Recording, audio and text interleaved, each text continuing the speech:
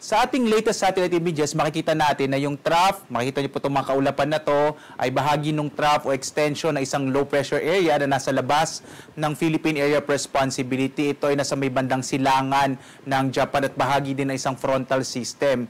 At itong trough na to, ang inaasa natin magdadala ng mga kaulapan, makikita niyo po medyo maulap dito sa may silangang bahagi ng Central Luzon, gayon din sa may silangang bahagi ng Northern Luzon. Kaya inaasa natin ngayong araw ang malaking tsansa ng mga pag-ulan, partikular na sa mga lalawigan ng Aurora, gayon din sa Isabela, sa Quezon, Camarines Norte at Camarines Sur. Ito ay bahagi nga nitong trough o extension ng low pressure area. Samantala, sa iba pang bahagi na ating bansa, patuloy na makararanas ng medyo mainit pa rin na panahon habang may mga posibilidad pa rin tayo ng mga isolated o pulupulong pag-ulan, pagkilat, pagkulog sa hapon hanggang sa gabi. Sa mga katanong po, bakit nagdeklara ng tag-ulan ng Pag-asa pero mainit pa rin?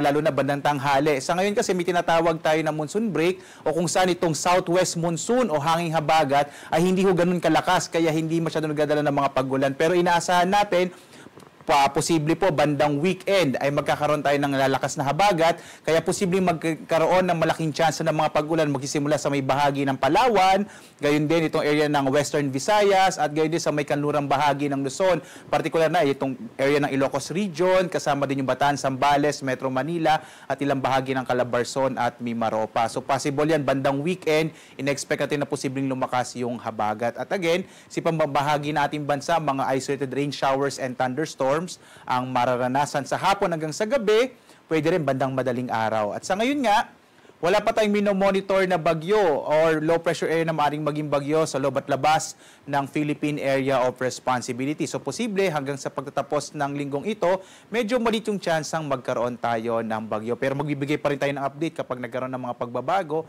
dito sa lagay ng ating panahon. At dito nga sa Luzon, inaasahan natin ang malaking tsansa ng mga pag-ulan sa may area ng Isabela, gayon din sa Aurora, at gayon din sa bahagi ng Quezon Province, Camarines Norte, Camarines Sur, dulot ang mga kaulapan mula sa trough o extension ng low pressure area. Sa ibang bahagi ng Luzon, makararanas pa rin tayo ng mga isolated rain showers and thunderstorms. Mainit pa rin sa tanghali kung saan agwat ang temperatura sa Lawag, 27 to 33 degrees Celsius. Sa Baguio, nasa 18 to 24 degrees Celsius. Sa Tuguegarao, medyo mainit pa rin hanggang 36 degrees Celsius. Sa Kamaynilaan, 27 to 34 degrees Celsius. Sa Tagaytay, 24 to 32 degrees Celsius. Habang sa Legazpi, sa bahagi ng Bicol, 27 to 33 degrees Celsius.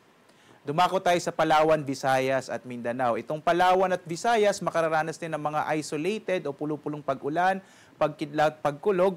Ang agwat ng temperatura sa Calayan Islands sa 27 to 32 degrees Celsius. Sa Puerto Princesa, nasa 26 to 32 degrees Celsius. Sa bahagi naman ng Kabisayaan, mga isolated rain showers and thunderstorms ang mararanasan.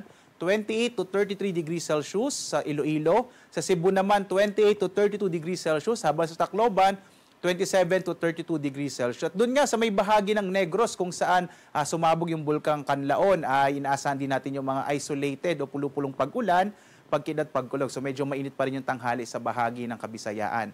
Gayun din na mararanasan sa Mindanao, medyo mainit tanghali habang mas malaki yung posibilidad ng mga thunderstorms sa hapon hanggang sa gabi. Agwat ang temperatura sa Zamboanga, 25 to 34 degrees Celsius. Sa Cagayan de Oro hanggang 33 degrees Celsius, habang sa Davao hanggang 34 degrees Celsius. At sa kasalukuyan nga, wala tayong nakataas sa gale warning kaya ligtas sa pumalaot yung mga sasakyang pandagat at malilit na mga bangka sa mga baybayin ng ating bansa.